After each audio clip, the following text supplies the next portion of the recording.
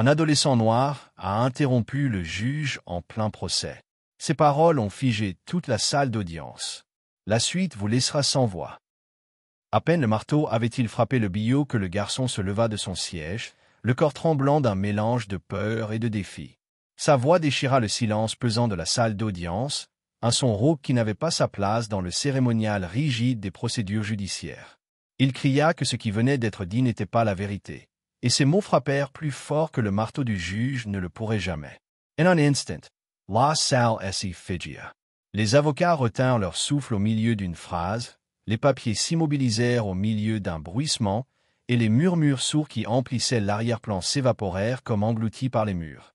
Même le procureur, qui affichait un sourire suffisant quelques instants plus tôt, sentit son visage se figer, son autosatisfaction effacée par l'audace de l'interruption. Tous les regards dans la salle se tournèrent vers la source, rivés sur l'adolescent noir qui se tenait au centre de tout cela. Jusqu'à cet instant, il avait été traité comme une ombre, un être négligé, un inconvénient à ignorer. Mais maintenant, les projecteurs étaient braqués sur lui, qu'il le veuille ou non. Ses épaules tremblaient légèrement, les mouvements de sa poitrine trahissant la tempête qui l'envahissait. Ses paumes étaient moites, sa gorge sèche, mais ses paroles portaient une acuité aiguisée par la douleur, l'injustice et ce courage qui ne vient que lorsqu'on n'a plus rien à perdre. Le regard du juge se posa sur lui, froid et autoritaire, comme pour le mettre au défi de continuer à parler. Un avertissement suivit, sec et menaçant, lui ordonnant de s'asseoir avant que la situation n'empire. Mais le garçon ne bougea pas. Trop longtemps, il avait supporté le poids du silence, ravalant les mensonges des autres qui le présentaient comme ce qu'il n'était pas. Trop longtemps, il avait vécu sous l'humiliation d'être accusé de crimes qu'il n'avait jamais commis, regardant des adultes en position de pouvoir déformer la vérité alors que le monde les croyait. Son corps était fragile sous le regard de tant de personnes, mais en lui, quelque chose d'inébranlable s'était allumé. Il ne pouvait plus accepter d'être écrasé par l'obéissance. L'air se faisait plus lourd à mesure qu'il avançait. Les mots jaillissaient de lui, non pas avec la cadence experte d'un avocat, mais avec l'urgence brute de quelqu'un qui avait été lésé et ne supportait plus le poids du silence. Il prononçait les noms, les dates et les lieux avec une précision tremblante. Sa voix, brisée, portait, révélant de légères incohérences dans le témoignage qui venait d'être rendu. Là où d'autres entendaient des mensonges déguisés en formalité, il soulignait les fractures, les moments où les histoires ne collaient pas, où les preuves avaient été opportunément déformées pour s'adapter à un récit. Des exclamations de surprise parcoururent la galerie lorsque les spectateurs comprirent que le garçon ne se contentait pas de s'emporter. Il démêlait des fils que d'autres avaient travaillé dur à maintenir liés. La salle d'audience ne ressemblait plus à une arène de calme juridique. Elle se transforma en autre chose, un champ de bataille, où l'équilibre des forces penchait à chaque mot prononcé. Le visage du juge s'assombrit, le procureur s'agita, mal à l'aise, et les policiers sur le côté de la salle se raidirent, hésitant à intervenir. Le public se pencha en avant, entraîné dans le drame qui se déroulait en temps réel. Ce n'était plus seulement un procès, c'était un affrontement d'histoire, la vérité contre la tromperie.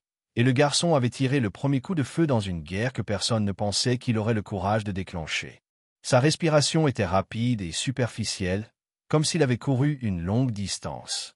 Sa poitrine se soulevait et s'abaissait avec l'intensité de quelqu'un se libérant des chaînes invisibles qui l'enchaînaient depuis le début du procès.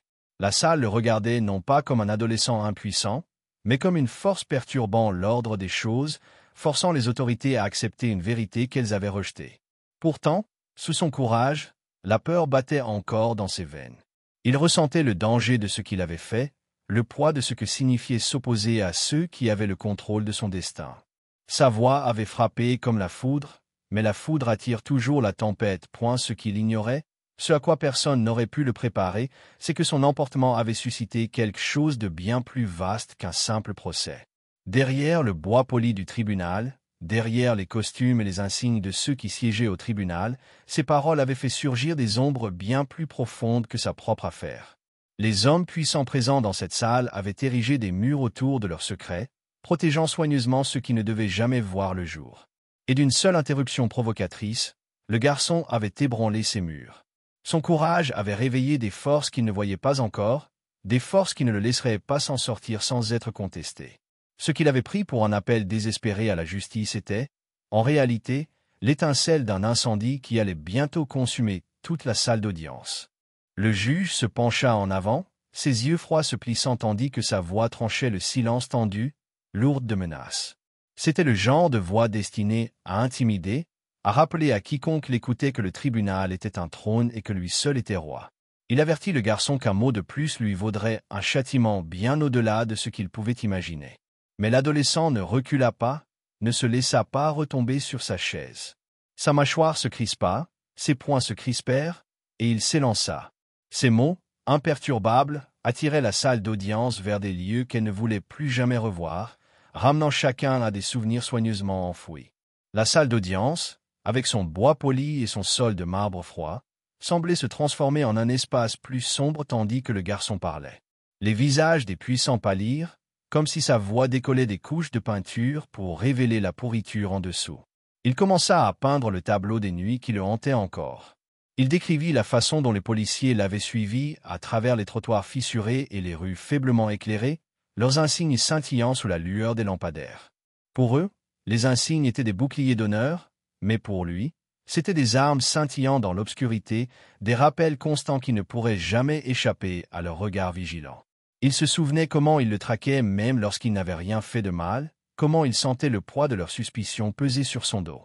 Chacun de ses pas était suivi par des hommes en uniforme, leur sourire narquois lui indiquant qu'ils étaient intouchables, que sa peur n'était que leur amusement point, puis la voix du garçon se brisa tandis qu'il se penchait en arrière, entraînant son père dans l'histoire. Son père s'était autrefois tenu là où il se tenait maintenant, essayant de dire la vérité à un système qui ne voulait pas l'entendre. L'homme s'était battu pour laver son nom, pour exiger justice dans un tribunal qui lui était tendu depuis le début. Mais au lieu de remporter la victoire, son père avait été englouti tout entier par le système, condamné sur la base de fausses accusations fabriquées par les mêmes officiers qui, à présent, souriaient narquoisement dans la galerie. Le garçon se souvenait lui avoir rendu visite un jour, avoir vu le regard de son père s'obscurcir derrière la vitre de la prison, avoir entendu sa voix parler d'espoir malgré le cliquetis des chaînes à ses poignets. Ce souvenir vivait en lui comme une blessure jamais cicatrisée, et à cet instant, il se déversa, brut et implacable, aux yeux de tous dans la salle d'audience. Les flashbacks ne s'arrêtaient pas à la famille. La voix du garçon se fit plus ferme tandis qu'il désignait ceux qui occupaient des postes plus élevés, hommes et femmes qui s'étaient tenus devant les caméras, les mains levées en signe de promesses d'équité et de réforme. Des politiciens qui avaient juré justice pour tous, les poches pleines de chèques d'entreprises prospères sur des vies brisées. Il appelait des noms qui avaient du poids bien au-delà du palais de justice, des noms que personne n'avait osé prononcer à voix haute dans ce contexte. Des sénateurs qui dînaient avec les riches tout en signant des lois privant les pauvres de leur protection. Des dirigeants qui montaient sur les tribunes, un sourire suffisamment large pour dissimuler la cupidité gravée dans leurs os. Sa voix tremblante les démasquait un par un, non pas avec la rhétorique d'un avocat chevronné, mais avec l'honnêteté de quelqu'un qui avait vécu sous le joug de leur corruption. La foule dans la tribune se déplaçait avec inquiétude, une vague de malaise la parcourant comme un vent froid. Les regards se portèrent vers les premiers rangs où siégeaient les puissants. Un capitaine de police baissa les yeux, la mâchoire crispée, comme si les paroles du garçon avaient révélé de vieux secrets qu'il croyait enfouis. Le procureur, qui s'était auparavant adossé avec une aisance suffisante, ajusta nerveusement sa cravate, le visage pâlissant à mesure que les accusations se rapprochaient.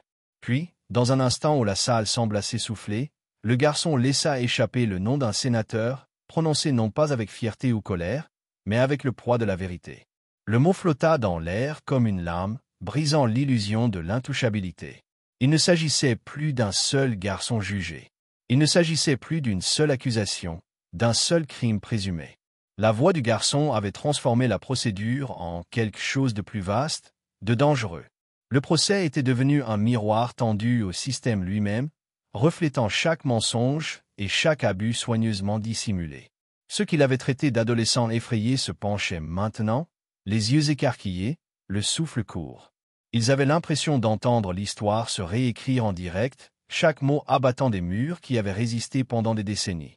La poitrine du garçon se soulevait et s'abaissait rapidement, le poids de ses propres révélations l'écrasant, mais il refusait de s'arrêter.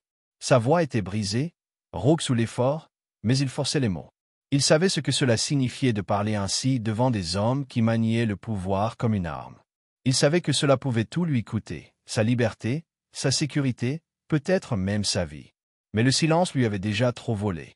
S'il restait silencieux maintenant, il perdrait le dernier morceau de lui-même qui lui restait. Le risque de destruction était réel, mais c'était le seul moyen de survivre. Le silence qui suivit ces paroles devint suffocant. L'air lui-même sembla s'épaissir, pesant sur tous ceux assis dans la salle d'audience. Personne n'osait bouger, personne n'osait rompre le charme que sa voix avait jeté.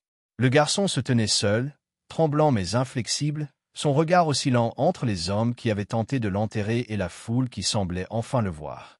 Puis, comme pour porter le coup final, il conclut par une phrase qui glaça la salle entière plus froide qu'auparavant. Il dit, d'un souffle constant, qu'il avait la preuve.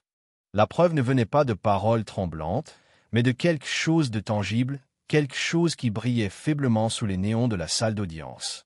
Le garçon fouilla dans sa poche, et les mains tremblantes, en sortit une petite clé USB noire, la brandissant au-dessus de sa tête pour que tout le monde la voie.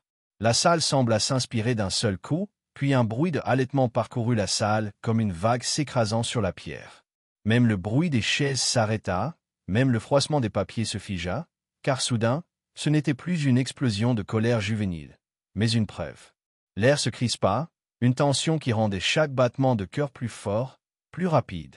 Il se tenait là, les épaules carrées malgré le tremblement de son bras, et pour la première fois, il ressemblait moins à un accusé qu'à un messager portant une arme de vérité. Le juge réagit le premier, son sang-froid se brisant lorsqu'il frappa son marteau si fort que le bruit ricocha dans la salle, comme un coup de feu.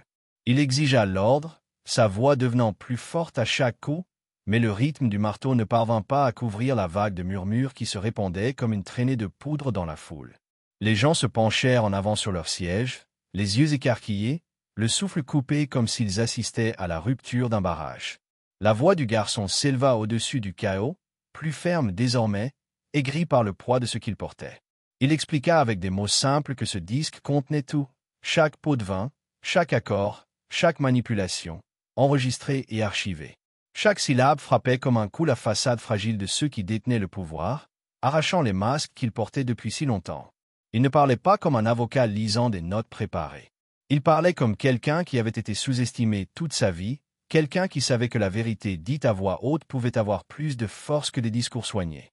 Sa voix, autrefois tremblante, se renforçait à chaque respiration, porteuse de la certitude d'une tempête qu'on ne pouvait plus ignorer. Il leur dit qu'il n'était pas venu seul dans ce combat, que quelqu'un lui avait confié ses preuves, quelqu'un qui croyait que la vérité était trop importante pour mourir en silence. Cet allié invisible lui donnait de la force, leur foi devenant son armure. L'espace d'un instant, il se redressa, le dos droit, le regard fixe, comme si l'esprit de son père et toutes les autres voix silencieuses le soutenaient. Au bord de la pièce, où des officiers en uniforme étaient alignés le long des murs, la tension commença à crépiter. Certains échangèrent des regards nerveux, leur posture rigide se fondant dans le malaise. Un officier se dirigea vers la sortie, ses bottes raclant doucement le sol, le moindre mouvement trahissant l'envie de fuir avant que la tempête n'éclate. D'autres fixèrent le garçon avec de grands yeux, comme s'ils se demandaient s'ils étaient censés obéir aux ordres ou se protéger de ce qui se tramait. Pour la première fois depuis longtemps, la balance pencha. Les puissants personnages assis à l'avant, des hommes à l'attitude arrogante, convaincus que leur richesse et leur titre les rendaient intouchables, parurent soudain fragiles. Et le garçon, autrefois considéré comme impuissant, prit le dessus. Les murmures dans la galerie s'intensifièrent, s'élevant jusqu'à ressembler dangereusement à une rébellion ouverte. La foule se pencha en avant, certains agrippés au bord des bancs, d'autres chuchotant entre eux, incrédules. Une simple clé USB avait bouleversé l'atmosphère, et l'air vibrait d'une étrange électricité, comme si l'histoire elle-même était peut-être en train de changer à cet instant précis. L'espace d'un instant, l'espoir vacilla là où le désespoir avait habité. Il semblait que le garçon allait vraiment réussir, que sa résistance et les preuves qu'il portait finiraient par abattre les murs qui pesaient sur lui et sur tant d'autres comme lui.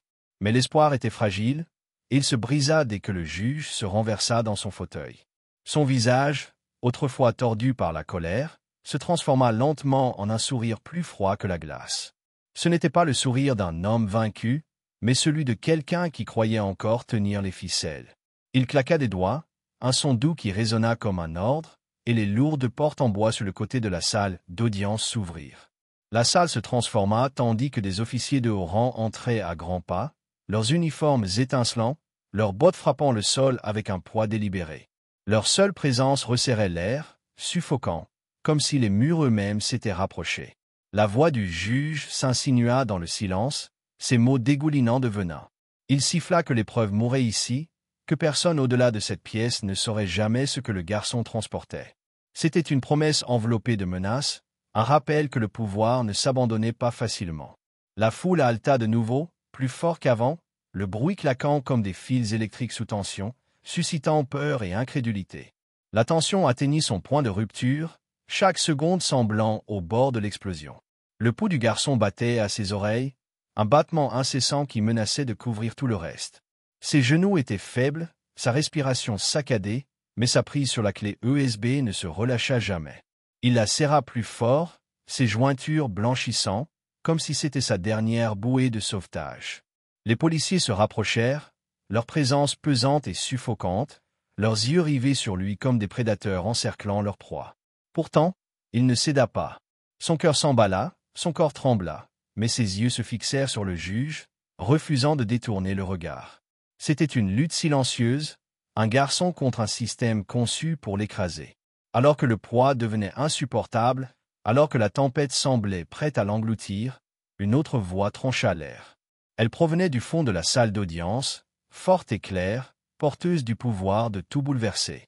Les mots frappèrent comme la foudre, déclarant que non, l'épreuve ne s'éteignait pas ici. Un bruit de bottes brisa le silence tendu, lourd et implacable, tandis que les portes de la salle d'audience s'ouvraient brusquement. Un flot d'hommes et de femmes en costumes sombres fit irruption à l'intérieur, leurs badges brillant comme du feu sous la lumière crue. Leurs mouvements étaient vifs et précis, ne laissant aucun doute sur leur identité ni sur les raisons de leur présence. La foule haleta, se leva de ses bancs, incrédule, et pendant un instant, on eut l'impression que le bâtiment tout entier vacillait, que l'équilibre des forces changeait en un instant. Ces agents n'étaient pas là pour étouffer la voix du garçon. Ils étaient là pour ça. Du fond de la salle, celui qui avait parlé plus tôt apparut, sa présence pesant comme celle de quelqu'un qui avait vécu trop longtemps dans l'ombre. Son badge ne brilla qu'une seule fois, mais l'autorité qu'il portait fit taire même les objections les plus bruyantes. Ce n'était pas un inconnu. Il avait autrefois travaillé aux côtés du père du garçon, à l'époque où celui-ci avait tenté de combattre le même système, tremblant maintenant devant la défiance de son fils.